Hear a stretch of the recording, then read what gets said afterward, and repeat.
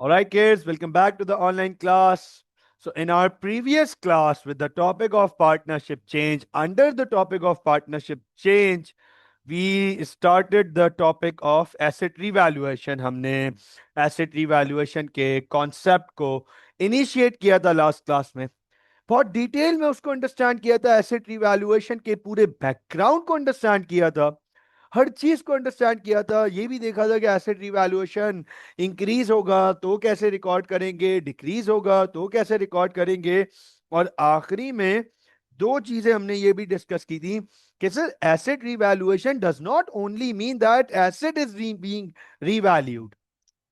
सिर्फ ये हरगिज मतलब नहीं है कि एसेट रीवैल्यूएशन का मतलब सिर्फ ये नहीं है कि एसेट ही रीवैल्यू होंगे, लाइबिलिटीज भी रीवैल्यू हो सकती हैं.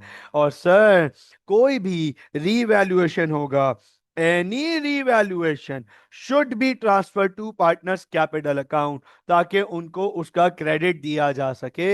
हमने लास्ट क्लास के सबसे लास्ट फेज पे ये बात की थी कि सर कोई भी रीवैल्यूएशन होगा तो सर हम उसे पार्टनर्स के कैपिटल अकाउंट में ट्रांसफर करेंगे.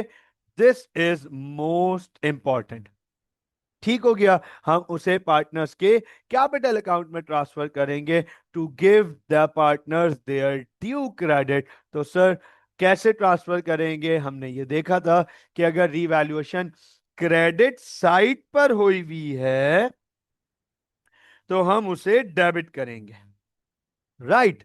और अगर रीवैल्यूएशन डेबिट साइड पर हुई हुई है तो हम रीवैल्यूएशन को क्रेडिट करके क्लोज करेंगे और डिफरेंस को कैपिटल अकाउंट में ट्रांसफर करेंगे. आज हम एसेट रीवैल्यूएशन का एक क्वेश्चन अटेम्प्ट करने जा रहे हैं. फोकस कर लीजिएगा इस क्वेश्चन पे. तो आपको इस क्वेश्चन के बाद, मुझे पक्का पूरा पता है, पूरी उम्मीद है कि इस क्वेश्चन के बाद आपको एसेट रीवैल्यूएशन में कोई प्रॉब्लम नहीं होगी, कोई सवाल नहीं होगा. चलें स्टार्ट करते हैं. The topic of asset revaluation, the question of asset revaluation. Sir example 4 है हमारे पास. एसेट रिवैल्यूएशन से रिगार्डिंग एग्जाम्पल 4 है, तो नोट की कर लीजिएगा. A and B share profit and losses equally. Financial position as at 31 December 2019. ये एसेट्स का कॉलम है और ये इक्विटी एंड लाइबिलिटीज का कॉलम है. तो अब आप जरा गौर से देखिएगा, नोट कीजिएगा. सर ये जो एग्जाम्पल 4 है इसमें हमें बता रहा है कि दो पार्टनर्स हैं ए और बी. इंपॉर्टेंट क्या है, दो पार्टनर्स हैं ए और बी, वो प्रॉफिट और लॉसेस इक्वली शेयर कर रहे हैं, बराबर. वो ए और बी प्रॉफिट और लॉसेस बराबर शेयर कर रहे हैं. उनकी फाइनेंशियल पोजीशन नोट कर लो. ए और बी की फाइनेंशियल पोजीशन जो 31 दिसंबर 2019 को अवेलेबल है वो ये है. यहां एसेट्स हैं हमारे पास और यहां इक्विटी एंड लाइबिलिटीज हैं. अब हो सकता है कि आप में से कुछ स्टूडेंट्स इस वक्त इसको देख के ये सोच रहे हो ये कौन सी स्टेटमेंट ऑफ फाइनेंशियल पोजीशन है. सर हमने तो जब भी एसओएफपी देखी है तो सर वो तो एसओएफपी तो ऐसे ऊपर से नीचे आ रही होती है जिसमें ऊपर हमारे पास एसेट्स का सेक्शन होता है और एसेट्स के नीचे पे इक्विटी एंड लाइबिलिटीज का सेक्शन होता है. हाँ, आप मैं अगर मैं आप लोगों को क्लियरली बताऊं कि सर हमने तो ये देखा है कि सर सबसे पहले एनसीए पे करंट एसेट्स, तो टोटल एसेट्स आ गए और उसके बाद नीचे सर हमारे पास इक्विटी एंड लाइबिलिटीज का सेक्शन होता है. सर हमने तो एसओएफपी ऐसी देखी है. तो अंडरस्टैंड कीजिएगा, ये एसओएफपी हो या वो एसओएफपी हो, दोनों एसओएफपी होती हैं. फर्क क्या है, फर्क ये है कि सर उसे हम वर्टिकल एसओएफपी कहते हैं. वो वर्टिकल फॉर्मेट है और सर ये हॉरिजॉन्टल फॉर्मेट है. लेकिन बात बराबर ही है ना, बात बराबर ही है. वर्टिकल में ऊपर एसेट्स का सेक्शन होता है, नीचे इक्विटी एंड लाइबिलिटीज का सेक्शन होता है. हॉरिजॉन्टल में लेफ्ट साइड पे हॉरिजॉन्टल में लेफ्ट साइड पे एसेट्स का सेक्शन होता है, राइट साइड पे इक्विटी एंड लाइबिलिटीज का सेक्शन होता है। बस दैट इज इट। बस ये डिफरेंस है और कोई डिफरेंस नहीं है। दोनों सेम है, दोनों एसओएफपी हैं, फॉर्मेट का फर्क है। दुनिया भर में ये भी एक्सेप्टेबल है, ये भी रिनाउंड है, इसकी भी वर्किंग होती है। तो अब आप नोट करो, एसेट्स के सेक्शन में उनके पास कैश एट बैंक है, कैश इन हैंड है, ट्रेड रिसीवेबल्स है, इन्वेंट्री है, फिक्सचर्स हैं और लैंड है। तो अगर आप फोकस करें, अगर आप लोग गौर से देखें तो सर इनके पास यहां पर ए एंड बी के पास right now A and B has in this question it has four, they have four current assets and they have two non-current assets. तो आप नोट करें उनके पास उनके पास चार करंट एसेट्स हैं, कैश बैंक, ठीक है, ट्रेड रिसीवेबल, इन्वेंट्री, ये चार करंट एसेट्स हैं और दो नॉन करंट एसेट्स हैं, फिक्सचर्स और लैंड। और आप देखें एसेट्स का टोटल है 87,500। अगर मैं यहां पे लिखूं तो कोई हर्ज नहीं है, टोटल एसेट्स ये लीजिए, total assets 87,500, total assets current और नॉन करंट मिलाकर 87,500 है, करंट और नॉन करंट मिलाकर टोटल एसेट्स 87,500 है सर। इसके बाद इक्विटी एंड लाइबिलिटीज को अगर गौर से देखें तो सर एक करंट लाइबिलिटी नजर आ रही है, एक करंट लाइबिलिटी नजर आ रही है, वो है ट्रेड पेबल। इसके अलावा ए और बी के कैपिटल अकाउंट्स हैं, ए और बी के कैपिटल अकाउंट्स हैं। ए का कैपिटल है 30,000 का, बी का कैपिटल है 16,000 का, एस कैपिटल 30,000, बीस कैपिटल 16,000। इक्विटी मिलाकर ये नोट कर लो, ये दोनों मिलाकर इनकी इक्विटी हो गई और इक्विटी एंड लाइबिलिटीज मिलाकर 87,500 हो गई।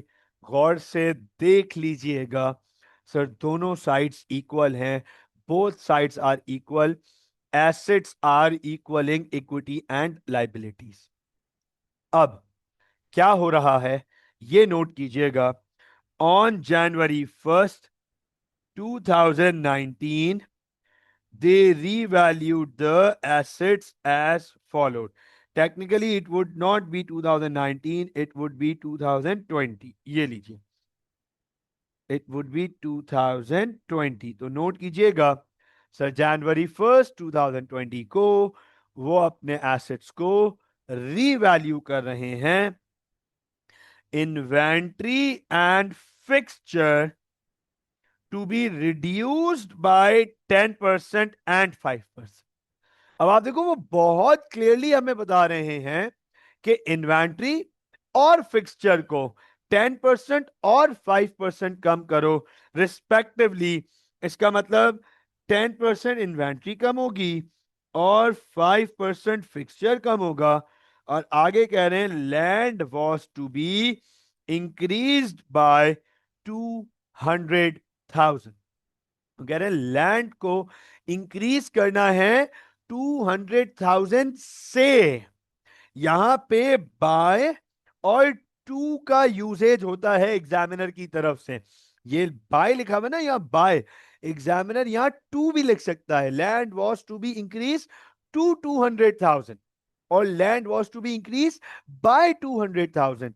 तो सर आपको फोकस करना होगा, अटेंशन देनी होगी पेपर में कि क्या हो रहा है, किस तरीके से करेंगे। अब अंडरस्टैंड कीजिएगा। अब जरा मुझे ये बताओ, हाँ भाई, हमजा, सईद, सुफियान, मुतीब, साद, अनस, मुझे ये बताएं क्या एसेट्स बढ़ रहे हैं वैल्यू में? क्या कोई एसेट्स हैं जो रीवैल्यूएशन में इंक्रीज हो रहे हैं? आर देयर एनी एसेट्स जो रीवैल्यूएशन में इंक्रीज हो रहे हैं, जिनकी वैल्यू रीवैल्यूएशन में इंक्रीज हो रही है? बिल्कुल ठीक अनस, बिल्कुल ठीक सर, लैंड। कह रहा है land was to be increased by 200,000। बताओ लैंड की वैल्यू बढ़ रही है या कम हो रही है? यस प्लीज बताओ, लैंड की वैल्यू बढ़ रही है या कम हो रही है? सर बढ़ रही है। बताओ, लैंड एसेट है, एसेट बढ़ता है कहां रिकॉर्ड करते हैं? लैंड एसेट है, एसेट बढ़ता है कहां रिकॉर्ड करते हैं? तो नोट कीजिएगा सर, लैंड को हम, गौर से देख लीजिएगा सर, लैंड को हम डेबिट करेंगे, फोकस कीजिएगा, लैंड को हम डेबिट करेंगे ओवर है, ओवर है 200,000 से। मुझे बताएं, इज दैट क्लियर? लैंड की वैल्यू बढ़ रही है सर, लैंड को हम डेबिट करेंगे 200,000 से। Is that clear? परफेक्ट। अच्छा ये बताओ, क्या लैंड के अलावा कोई और एसेट बढ़ रहा है? क्या लैंड के अलावा कोई और एसेट बढ़ रहा है, इंक्रीज हो रहा है? नहीं सर, कोई और एसेट नहीं। हमजा, सईद, लैंड के अलावा, साद, लैंड के अलावा कोई और एसेट इंक्रीज नहीं हो रहा। लेकिन सर क्या कोई एसेट्स डिक्रीज हो रहे हैं? सर कोई एसेट्स क्या डिक्रीज हो रहे हैं? यस सर, दो एसेट्स हैं जो डिक्रीज हो रहे हैं। दो एसेट्स हैं जो डिक्रीज हो रहे हैं सर, एक इन्वेंट्री और दूसरे फिक्सचर। एक इन्वेंट्री और दूसरे फिक्सचर। सर इन्वेंट्री भी डिक्रीज हो रहा है और फिक्सचर्स भी डिक्रीज हो रहा है। तो जरा इनकी मैं यहां पे वर्किंग कर लेता हूं। ये बताएं, ये बताएं बुक्स में इन्वेंट्री की क्या वैल्यू है? हाँ जी बच्चों, ये बताएं जरा बुक्स में इन्वेंट्री की क्या वैल्यू है? सर ए और बी की बुक्स में इन्वेंट्री की वैल्यू है 20,000। ए और बी की बुक्स में इन्वेंट्री की वैल्यू है 20,000 और इन्वेंट्री 10% कम हो रहा है। इन्वेंट्री 10% कम हो रही है। तो 10% का मतलब है इन्वेंट्री की वैल्यू 2,000 कम हो रही है, ये देखें। अच्छा मुतीब, मैं इस पे बात करता हूं, मैं इस पे थोड़ी देर में बात करता हूं, फोकस कीजिएगा, थोड़ी देर पे बात करता हूं। ठीक है, तो इन्वेंट्री में 2,000 की वैल्यू कम हो रही है हमारे पास, राइट? फोकस कीजिएगा, गौर से देखिएगा। उसके बाद सर फिक्सचर है जो कि 5% कम हो रहा है। तो सर फिक्सचर की वैल्यू बुक्स में 1,000 की है, 1,000 उस पे 5% कम हो रहा है 50। उस पे 5% कम हो रहा है 50। अब आप मुझे ये बताओ, एसेट कम होते हैं तो कहां रिकॉर्ड करते हैं? एसेट कम होते हैं तो कहां रिकॉर्ड करते हैं? सर एसेट कम होते हैं तो क्रेडिट रिकॉर्ड करते हैं।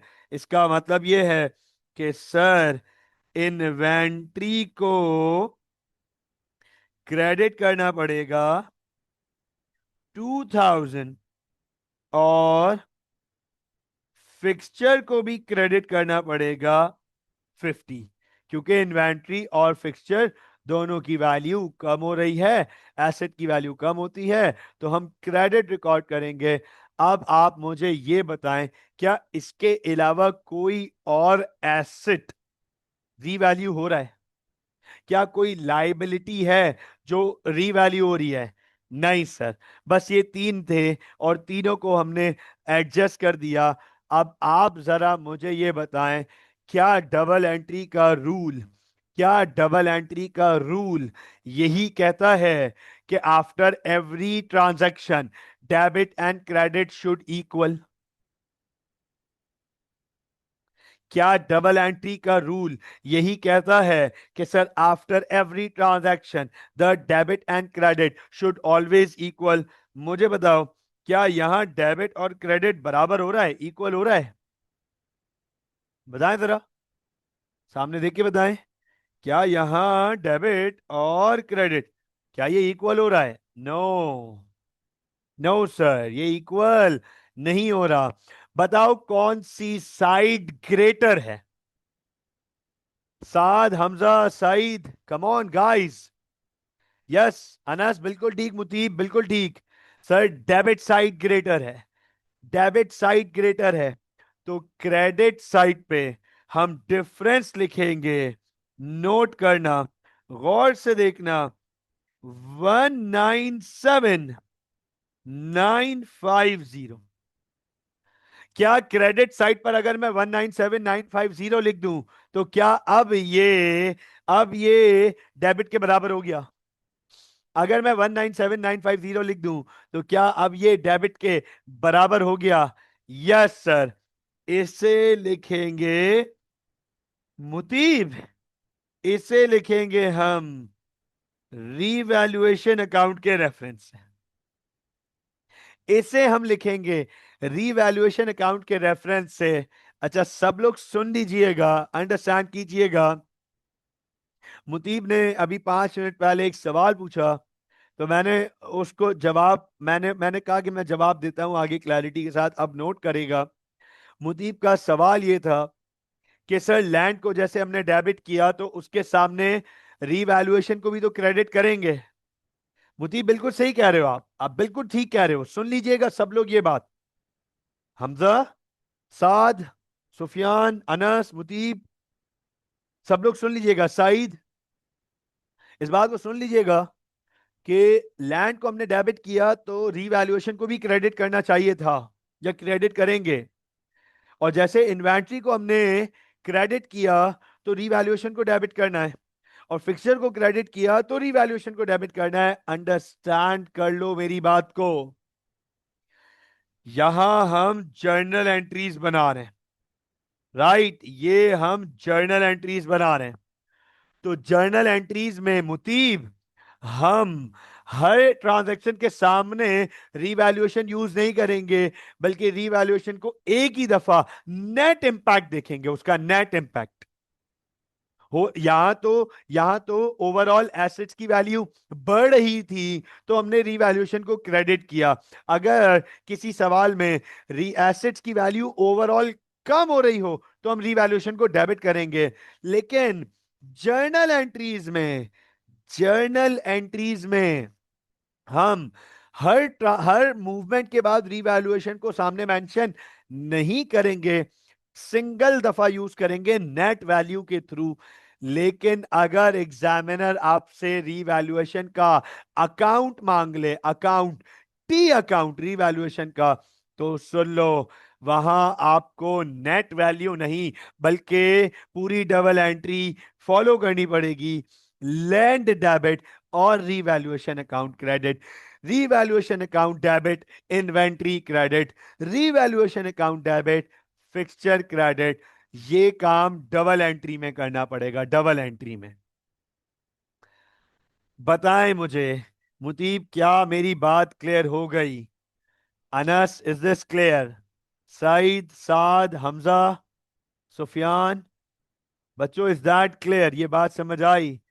जनरल एंट्रीज में तो जनरल एंट्रीज में तो हम नेट वैल्यू यूज करेंगे, लेकिन अगर एग्जामिनर हमसे रीवैल्यूएशन का अकाउंट मांग ले तो फिर हम वहां पे नेट नहीं बल्कि पूरी वैल्यूज मेंशन करेंगे, प्रॉपर डबल एंट्री मेंशन करेंगे। अच्छा, अब जरा मुझे ये बताओ, फोकस कर लो यहां पे, देख के बताओ, अंडरस्टैंड करो। रीवैल्यूएशन अकाउंट ओपन किया, रीवैल्यूएशन अकाउंट ओपन हमने डेबिट साइड पे किया या क्रेडिट साइड पे किया? बताओ जरा। रीवैल्यूएशन अकाउंट हमने ओपन किया तो रीवैल्यूएशन अकाउंट हमने डेबिट साइड पे ओपन किया या क्रेडिट साइड पे ओपन किया? सर क्रेडिट साइड पे ओपन किया। रीवैल्यूएशन अकाउंट हमने क्रेडिट साइड पे ओपन किया। अंडरस्टैंड कर लेना, revaluation account is never shown in the books. Understand कर लेना इस बात को। Revaluation account is never shown in the books. हम रीवैल्यूएशन अकाउंट को कभी भी बुक्स में शो नहीं करते। हम रीवैल्यूएशन अकाउंट को कभी भी बुक्स में शो नहीं कर सकते। तो सर अब इस अकाउंट को बंद भी करना है।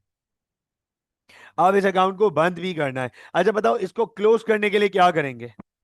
बताओ भाई, इसको क्लोज करने के लिए क्या करेंगे? What to be done? इसको क्लोज करने के लिए क्या करेंगे? रीवैल्यूएशन अकाउंट ओपन हुआ है, इसको क्लोज करने के लिए क्या करेंगे? सर इसको क्लोज करने के लिए रीवैल्यूएशन अकाउंट को डेबिट करना पड़ेगा। ये देखो सर, इसको क्लोज करने के लिए रीवैल्यूएशन अकाउंट को डेबिट करना पड़ेगा 197950। जितने से ओपन किया था उतने से ही क्लोज करेंगे। सर जितने से इसको ओपन किया था उतने से ही इसको क्लोज करेंगे। सर अब इसको क्लोज कर दिया, लेकिन सर अभी तो सिर्फ डेबिट एंट्री पास हुई है। क्रेडिट एंट्री क्या होगी? तो इसकी क्रेडिट एंट्री गौर से देख लीजिएगा।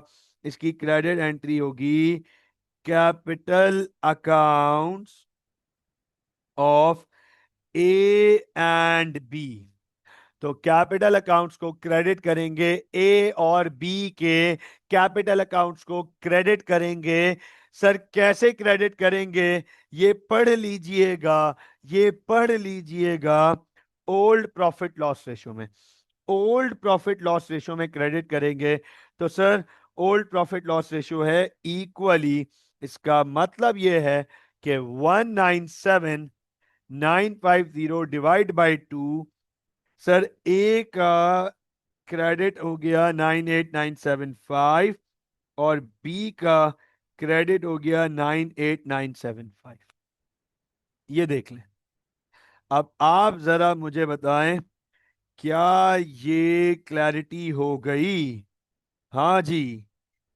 क्या हमने, अब सुन लो जरा, अंडरस्टैंड करना, क्या एसेट्स रीवैल्यू हो गए? अच्छा सर, रिवैल्यूएशन करते हैं तो except general pros cons like assets के एक्चुअल करंट प्राइस एस्टिमेट हो जाती हैं, कोई प्रॉस एंड कॉन्स हैं? नहीं, not not exactly, not really, not really. This needs to be done. ये बहुत जरूरी है क्योंकि पार्टनरशिप में चेंजेस आ रही हैं। To give the partners their due credit, this is very important, this is very important. अच्छा सब लोग सुन लीजिएगा। Mutib has a question right now. चलो इसको मैं और एक्सप्लेन कर देता हूं, समझ लेना इस बात को। आप लोगों को मैंने कल एसेट रिवैल्यूएशन जब इनिशिएट किया था ना, मैं इसी पर एक बात इसी पे एक बात करके आपको वैल्यूज के थ्रू अंडरस्टैंड करा देता हूं। वैल्यूज के थ्रू तो आपको बहुत आसानी से मेरी बात समझ आएगी। फोकस कर लीजिएगा, अंडरस्टैंड कीजिएगा। मोतीब का क्वेश्चन है कि सर हम रीवैल्यूएशन करते हैं तो जनरल प्रॉस एंड कॉन्स के अलावा कोई कोई और तो कुछ इसमें कोई और प्रॉस कॉन्स तो नहीं है। तो अब अंडरस्टैंड कर लीजिएगा, सुन लीजिएगा मेरी बात कि ये बहुत इंपॉर्टेंट है। This is very important. Why? To give the partners their due credit. जिन्होंने जो मेहनत की है, अगर उनको उसका क्रेडिट ना दिया जाए तो सर ये तो ज्यादती होगी। अच्छा क्रेडिट, फिर बोल रहा हूं, कल भी बताया था ये कि क्रेडिट जरूरी नहीं है कि क्रेडिट मींस फायदा। क्रेडिट मींस नुकसान एज वेल। भाई जो पार्टनर हैं, अगर उनके टाइम में फायदा हुआ है तो उनको दो, लेकिन अगर उनके टाइम में नुकसान हुआ है तो वो भी उन्हें दो। अब अंडरस्टैंड करना इस बात को, ऐसे अंडरस्टैंड करते हैं। बहुत सिंपल सी एग्जांपल लेकर आते हैं। लेट सपोज आप और आपका एक फ्रेंड, लेट सपोज आप और आपका एक फ्रेंड 2021 में, नोट कीजिएगा यहां पे, मैं आपके सामने इसकी यहां पर एक वर्किंग कर रहा हूं। मैं यहां पर आपके सामने इसकी एक वर्किंग कर रहा हूं। 2021 में आप और आपका फ्रेंड्स, आपका एक फ्रेंड ए, बी, आप और आपका फ्रेंड मेरे पास आते हैं एक प्रपोजल लेके कि सर हमारे पास एक बिजनेस आइडिया है और टोटल 6 लाख रुपए चाहिए। तो sir, why don't you also come in as a partner by investing 2 lakh rupees. तो आप ए 2 लाख रुपए, आपका फ्रेंड बी 2 लाख रुपए, और मैं 2 लाख रुपए इन्वेस्ट करूं 2021 में। somehow I backed off, मैंने मना कर दिया। I didn't went on with the partnership, मैंने मना कर दिया। और आपने और आपके फ्रेंड ने 2021 में पार्टनरशिप बिजनेस स्टार्ट कर लिया 3 लाख लगाकर। जो मेरे 2 लाख रुपए थे वो आप दोनों ने 1-1 लाख रुपए डिवाइड कर लिया, और आपने कहा चलो यार, आप लोगों ने अपना पार्टनरशिप बिजनेस स्टार्ट कर लिया। 3 लाख रुपए आपने इन्वेस्ट किए, 3 लाख रुपीज आपके फ्रेंड ने इन्वेस्ट किए। You started the partnership business, and to my surprise 2025 में आप लोगों ने अपने बिजनेस में बड़ी धमाल मचा के रखी है, बहुत जबरदस्त। क्या मार्केट बनाई है, क्या क्या मार्केट बनाई है आप लोगों ने अपनी। अब अंडरस्टैंड करना, 2025 में I call you guys, Mutib understand करना बेटा, 2025 में I call you people, I call you guys. क्या हो भाई, मेरे पास आओ जरा।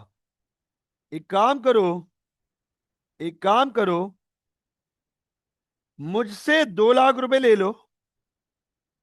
2025 में मैंने आप लोगों को बुलाया कि भाई मुझसे 2 लाख रुपए ले लो, और 1 लाख रुपए आप रख लो, और 1 लाख रुपए आपका फ्रेंड रख ले। तो वो जो आप लोगों ने एडिशनल 4 साल पहले 1-1 लाख रुपए लगाया था, वो मैं आपको वापस कर रहा हूं, आपका ये रख लो।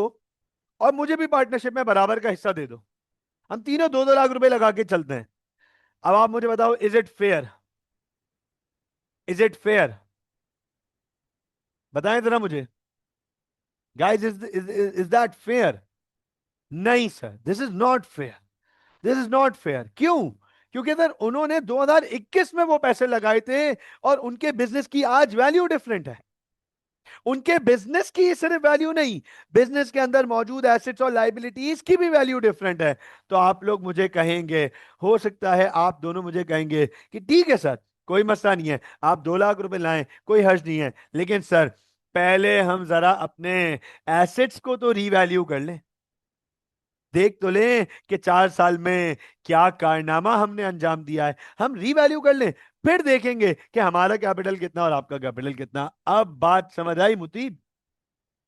This has to be done to give the due credit to the partners. उन दोनों ने मेहनत की है, मेरे आने से थोड़ी एसेट्स की वैल्यूएशन में कोई चेंजेस आ रही हैं।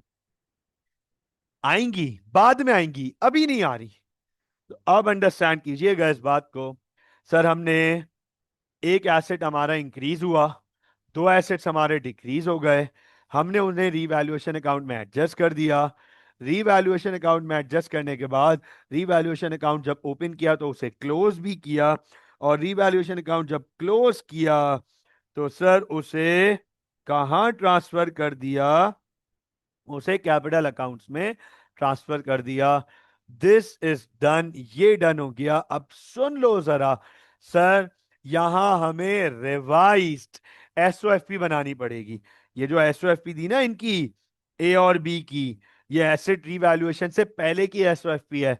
सर एसेट रिवैल्यूएशन के बाद की एसओएफपी भी बनानी पड़ेगी। अब हमें एसेट रिवैल्यूएशन के बाद की एसओएफपी भी बनानी पड़ेगी। तो गौर से देख लीजिएगा, स्क्रीन पे फोकस कीजिएगा। सर सबसे पहले मैं यहां पर एसेट्स का सेक्शन लिख रहा हूं, एसेट्स, ठीक हो गया। और यहां पे लिख रहा हूं इक्विटी एंड लाइबिलिटीज का सेक्शन, ठीक हो गया। नोट कर लीजिएगा, यहां एसेट्स का सेक्शन, सामने इक्विटी एंड लाइबिलिटीज का सेक्शन। तो सर एसेट्स में सबसे पहले हमारे पास कैश एट बैंक है, कैश एट बैंक। फिर है कैश इन हैंड, फिर है ट्रेड रिसीवेबल, फिर है इन्वेंट्री। ओके, फिर है फिक्सचर, और फिर है लैंड। अब आप मुझे जरा बताएं, क्या कैश एट बैंक की वैल्यू में कोई चेंज आ रहा है? क्या इनके कैश एट बैंक की वैल्यू में कोई चेंज आ रहा है? नो सर, नहीं सर। इनके कैश एट बैंक की वैल्यू में कोई चेंज नहीं आ रहा, नो चेंज। तो कैश एट बैंक 22,500 था, और वही रहेगा, वही रहेगा। इसी तरीके से इनके कैश इन हैंड में सर कोई चेंज नहीं आ रहा, 3,000 था और 3,000 ही रहेगा। इसी तरीके से ट्रेड रिसीवेबल 16,000 था और 16,000 ही रहेगा। ट्रेड रिसीवेबल में कोई फर्क नहीं आ रहा। क्या इन्वेंट्री में कोई फर्क आ रहा है? हाँ जी बच्चों, बताएं जरा, क्या इन्वेंट्री में कोई फर्क आ रहा है? Is there any difference in the inventory? Yes sir, inventory की वैल्यू कम हो रही है। पहले 20,000 थी, 2,000 से कम हो गई, अब 18,000 हो गई, 18,000। इसी तरीके से फिक्सचर इनके 1,000 के थे, 50 से कम हो रहे हैं, 950 हो गए। और सर लैंड 25,000 था, लैंड 25,000 था, अब 225,000 हो जाएगा, ये लीजिए। तो आप मुझे बताएं, क्या मैं इनके एसेट्स की वैल्यू को टोटल कर लूं? तो sir 22,500 plus 3,000, 22,500 plus 3,000 plus 16,000 plus 18,000 plus 950 plus 225,000, sir 285,450, ये लीजिए। 285,450 के एसेट्स हैं, 285,450 के एसेट्स हैं। अब सर इसको इक्वल करना है इक्विटी एंड लाइबिलिटीज के। तो सर सबसे पहले ट्रेड पेबल्स, ट्रेड पेबल्स वही रहेंगे 41,500। उसके बाद capital of A and capital of B. अच्छा ये बताओ, ए का कैपिटल कितना था? सर ए का कैपिटल था 30,000, ए का कैपिटल था 30,000, और रीवैल्यूएशन के बाद ए का कैपिटल अकाउंट क्रेडिट हो रहा है। चलो ये बताओ, कैपिटल अकाउंट क्रेडिट होने का क्या मतलब है? कैपिटल की वैल्यू बढ़ रही है या कम हो रही है? कैपिटल क्रेडिट होने का क्या मतलब है? What do we mean by the capital credit? Capital की वैल्यू बढ़ रही है या कम हो रही है? सर बढ़ रही है, इंक्रीज हो रही है, बढ़ रही है। तो सर 30,000 प्लस 98,975, ये हो गया 128,975। ठीक हो गया। इसी तरीके से कैपिटल अकाउंट ऑफ बी 16,000 था, 16,000, उसकी भी वैल्यू बढ़ गई 98,975, ये हो गया 114,975। तो सर अब अगर मैं इनको टोटल कर लूं, गौर से देखिएगा, 41,500 प्लस 128,975 प्लस 114,975, सर 285,450। ये लीजिए बेटा। अब आप मुझे बताओ, क्या हमने जब एसेट रिवैल्यूएशन के बाद अपडेटेड एसओएफपी बनाई, तो क्या दोनों साइड बैलेंस हो गई? क्या एसेट्स की वैल्यू भी रिवाइज हो गई?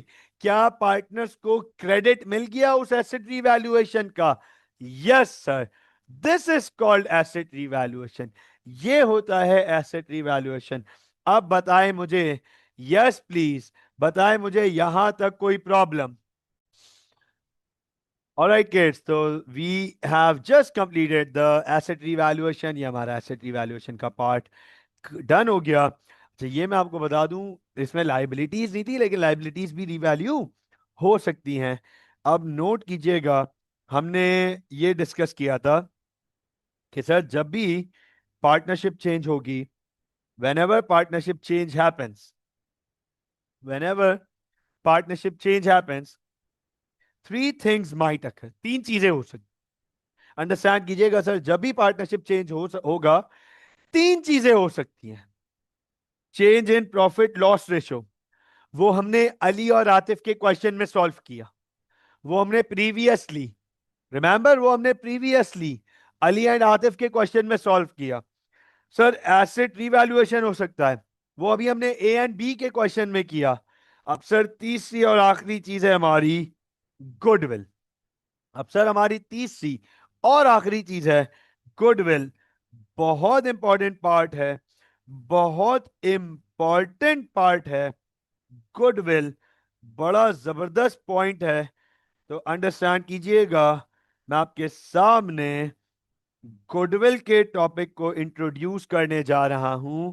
मैं आपके सामने गुडविल के टॉपिक को इंट्रोड्यूस करने जा रहा हूं। अच्छा गाइस, बच्चों ये बताएंगे what is goodwill? Do you guys have any idea what is goodwill? क्या होती है ये? What is this word goodwill? What is this word goodwill? क्या होती है ये goodwill? What do we mean by this? Have you guys heard this word, heard this term before? Goodwill? Value of owner, चलो partially accept करता हूं, ठीक है। Value of owner, owner की क्या वैल्यू है? मतलब अगर ओनर को खरीदना हो तो ओनर की क्या वैल्यू है? हाँ, ऐसा ही है ना साथ। अगर अमार समाना किसी बिजनेस का ओनर है, तो आप पूछ लोगे सर आपकी क्या वैल्यू है, वैल्यू ऑफ ओनर, खरीदना चाह रहे हैं। हाँ, Anas, Saeed, Hamza, do you guys have heard this term before? Any idea about goodwill? Focus कीजिएगा, गुडविल की बात करने जा रहे हैं। बिल्कुल बिल्कुल ऐसा ही है बेटा, बिल्कुल ऐसा ही है। गुडविल की ओनर की वजह से बिजनेस में क्या वैल्यू आ रही है, बिल्कुल ऐसा ही है। अच्छा हमजा, बिजनेस वैल्यू तो बिजनेस वैल्यू हुई ना, वो गुडविल क्या, गुडविल क्या है? चलो, okay, value created by owner, ठीक है। हम तो बिजनेस वैल्यू इसमें और थोड़ा सा डिफाइन कर सकते हैं। चलो अब मैं आपके सामने गुडविल इनिशिएट करने जा रहा हूं। मैं आपके सामने गुडविल को पूरा डिफाइन करूंगा, एक एक चीज से रिलेटेड इस पे बात करेंगे। फोकस कीजिएगा। Goodwill, it is the good name, image of a business in the market. Sir goodwill क्या है? ये अच्छा नाम, अच्छी पहचान, अच्छी रेपुटेशन।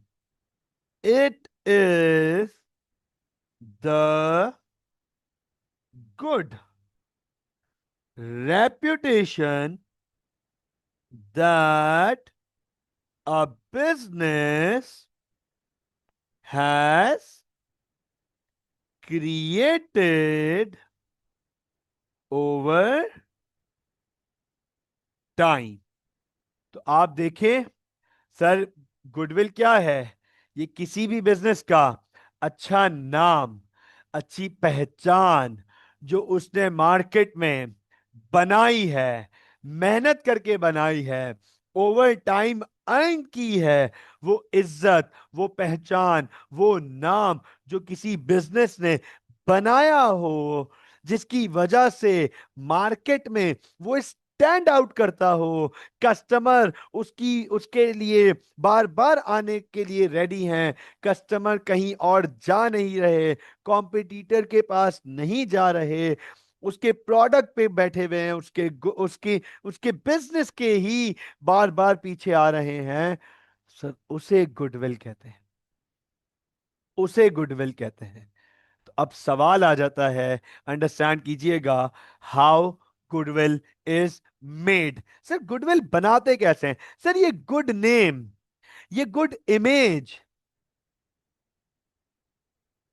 नहीं नहीं, अभी अभी अभी अभी आगे चलेंगे, पूरा पूरा समझ लीजिएगा, अंडरस्टैंड कर लीजिएगा। अगर अगर आप इसको गूगल से या चैट जीपीटी से देख रहे हैं तो फिर थोड़ा सा ऑब्वियसली डिफरेंस होगा।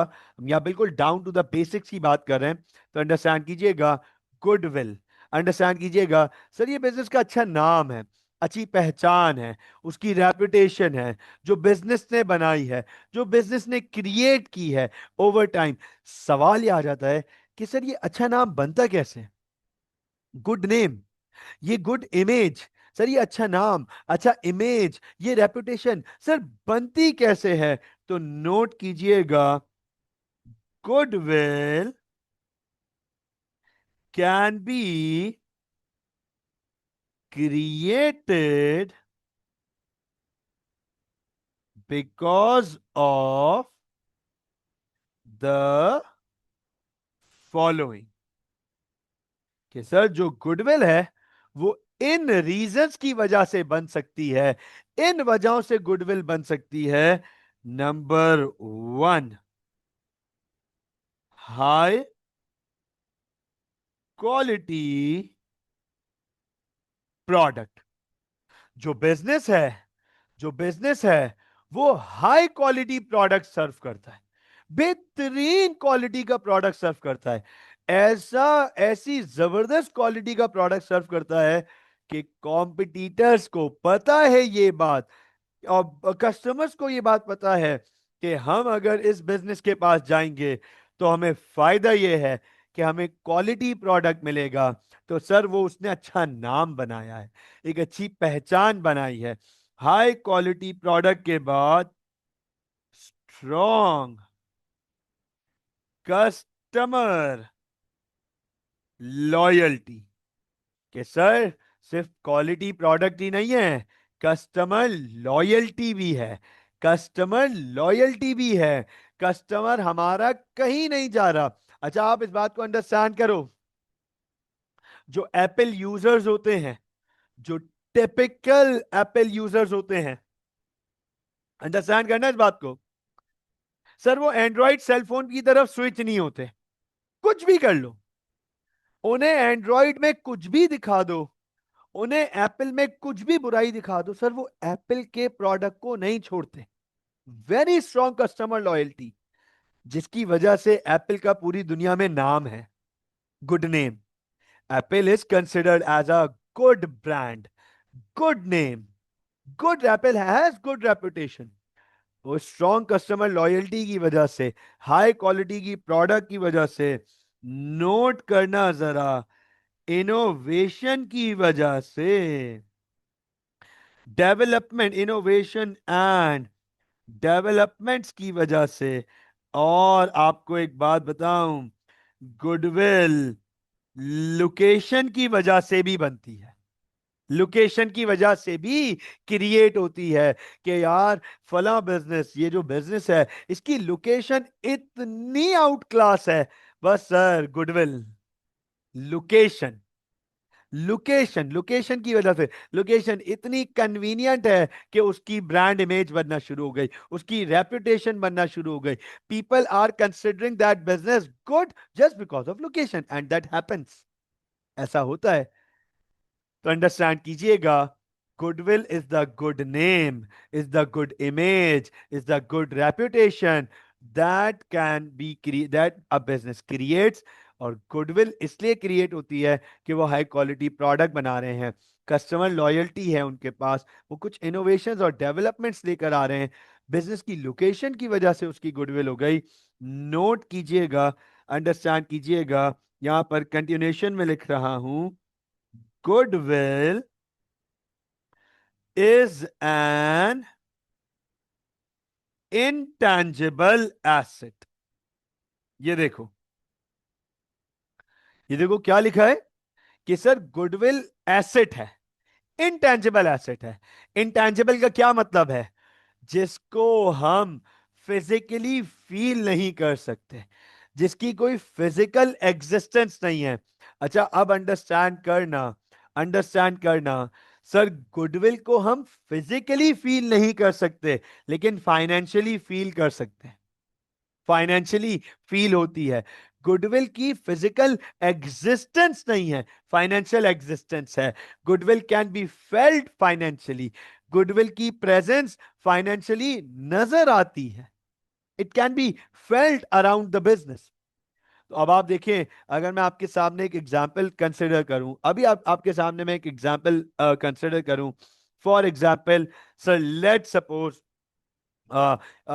मिसाल के तौर पे, हमारे पास एक लेट सपोज चाइनीज रेस्टोरेंट है, चाइनीज बिजनेस है जिन सॉय।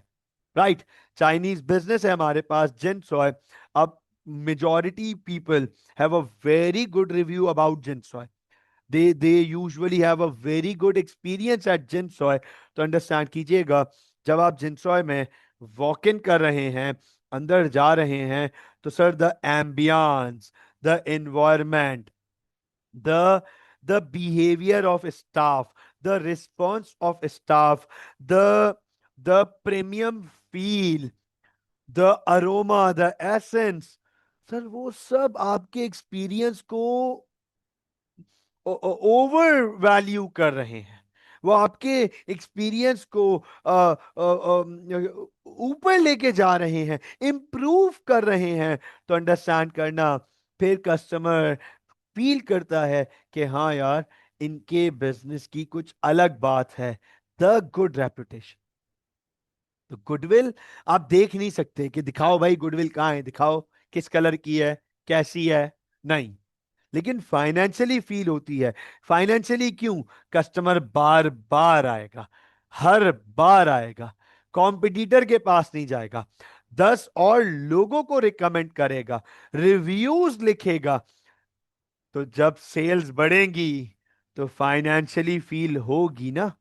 ये सेल्स क्यों बढ़ रही हैं? फाइनेंशियली फील होगी।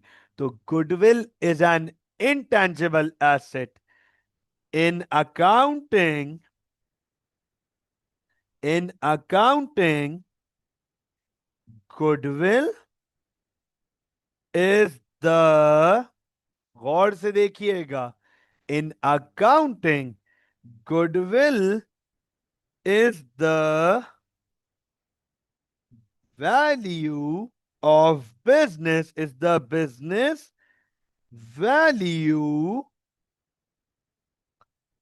that exceeds the value of its net assets। तो अब आप देखें क्या बात हो रही है कि सर गुडविल क्या है? Intangible asset. अकाउंटिंग में गुडविल हम कहते हैं उस वैल्यू को जो बिजनेस की वैल्यू उसके नेट एसेट से एक्सीड कर रही हो। हमें पता है कि यार बिजनेस के नेट एसेट्स ये हैं, लेकिन बिजनेस की वैल्यू ये है। तो उस वो जो डिफरेंस है, उसे हम गुडविल कहते हैं। इसके लिए मैं आपके सामने पहले एक फॉर्मूला लिख रहा हूं। फॉर्मूला लिख रहा हूं, ये देख लीजिएगा। गुडविल, फॉर्मूला लिख रहा हूं। Goodwill is equal to business value minus net assets। तो सर जो बिजनेस की वैल्यू है उसमें से उसके नेट एसेट्स की वैल्यू माइनस कर दो, तो आपको गुडविल मिल जाएगी। अब एक एग्जाम्पल है, अज्यूम कर लेते हैं, नोट कीजिएगा, बहुत सिंपल सी एग्जाम्पल है हमारे पास, अंडरस्टैंड कर लीजिएगा। सर दो पार्टनर्स हैं, बल्कि दो पार्टनर्स छोड़ दें, अभी एक बिजनेस की बात करते हैं कि एक पार्टनरशिप बिजनेस है ए और बी का। एक पार्टनरशिप बिजनेस है ए और बी का। नोट कर लीजिएगा, गौर से देख लीजिएगा। सर उनके पार्टनरशिप बिजनेस में कुछ नॉन करंट एसेट्स हैं 2 लाख रुपए के, कुछ करंट एसेट्स हैं 1 लाख रुपए के, और कुछ करंट लाइबिलिटीज हैं 50,000 रुपीज की। गौर से देखिएगा, सर गुडविल की बात कर रहे हैं। सर ए और बी दो पार्टनर्स हैं, राइट। एक पार्टनरशिप बिजनेस है, उनके पार्टनरशिप बिजनेस में नॉन करंट एसेट्स हैं 2 लाख रुपए के, करंट एसेट्स हैं 1 लाख रुपए के, और करंट लाइबिलिटीज हैं 50,000 की। तो सर नेट एसेट्स की वैल्यू है 250,000, 250,000। और नेट एसेट्स का फॉर्मूला होता है total assets less current liabilities. Total assets में से आप करंट लाइबिलिटीज माइनस कर दो तो आपको नेट एसेट्स मिलते हैं। अब हम अकाउंटिंग की बात करें तो इसके नॉन करंट एसेट है 2 लाख के, करंट एसेट है 1 लाख के, और करंट लाइबिलिटीज है 50,000 के।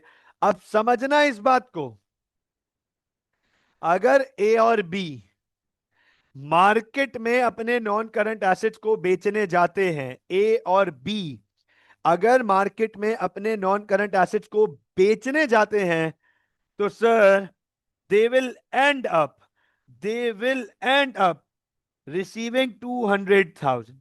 अंडरस्टैंड कीजिएगा, बहुत बेसिक एग्जांपल ले रहा हूं। अगर ए और बी मार्केट में अपने नॉन करंट एसेट्स को बेचने जाते हैं तो they will and up receiving 200,000। अगर ए एंड बी अपने करंट एसेट्स को लिक्विडेट कराते हैं, कन्वर्ट करते हैं कैश में, तो they will be ending up receiving 100,000 from the current assets. और अब वो अपनी करंट लाइबिलिटीज पे करते हैं, so sir they would be paying 50,000। तो अंडरस्टैंड कीजिएगा, all their net assets are worth at 250,000। all their assets net assets are worth at 250,000। गौर से देखना क्या लिख रहा हूं। A and B came to know that if they sell their business, they would receive 350,000। अब understand करना, जब ए और बी अपना लैंड एंड बिल्डिंग अलग से बेच रहे थे, राइट, अपनी मोटर व्हीकल को अलग से बेच रहे थे, अपने ट्रेड रिसीवेबल से अलग से पैसे कलेक्ट कर रहे थे, इन्वेंट्री को अलग से बेच रहे थे, तो उनके हाथ में टोटल 250,000 के नेट एसेट्स होते। लेकिन वो ये सारी चीजें जब वो ये सारी चीजें एक ब्रांड नेम के अंडर बेच रहे हैं, जो उनका ब्रांड है, जो भी उनका ब्रांड है, अंडर द ब्रांड नेम जब वो बेच रहे हैं, तो किसी ने बताया कि भाई आपको तो 3.5 लाख रुपए मिल जाएंगे इस नेम के साथ। तो बताओ, क्या उनके बिजनेस की वैल्यू उनके नेट एसेट से ऊपर हो गई? बताएं, क्या उनके बिजनेस की वैल्यू उनके नेट एसेट से ऊपर हो गई? यस सर, उनके बिजनेस की वैल्यू 350,000 है, जबकि उनके नेट एसेट्स की वैल्यू 250,000 है। तो इस केस में गुडविल सामने आई 100,000 की। this 100,000 is the good reputation of the business। कोई क्यों अंडरस्टैंड करना इस सवाल को, अंडरस्टैंड करना इस सवाल को। कोई पागल है क्या, कोई बेवकूफ है क्या कि 2.5 लाख के नेट एसेट्स के 3.5 लाख रुपए देने के लिए तैयार होगा? कोई बेवकूफ तो नहीं है ना कि 2.5 लाख के नेट एसेट्स के कोई 3.5 लाख रुपए देने के लिए तैयार होगा। सर वो इसीलिए दे रहा होगा कि उस बिजनेस के ब्रांड का एक अच्छा नाम है, एक अच्छी पहचान है, मार्केट में उसकी रेपुटेशन है, इसलिए वो 1 लाख रुपए ऊपर देने के लिए तैयार है। सर इसे हम कहते हैं गुडविल। अब बताएं मुझे क्या क्लैरिटी है? What do we mean by goodwill? Is this clear?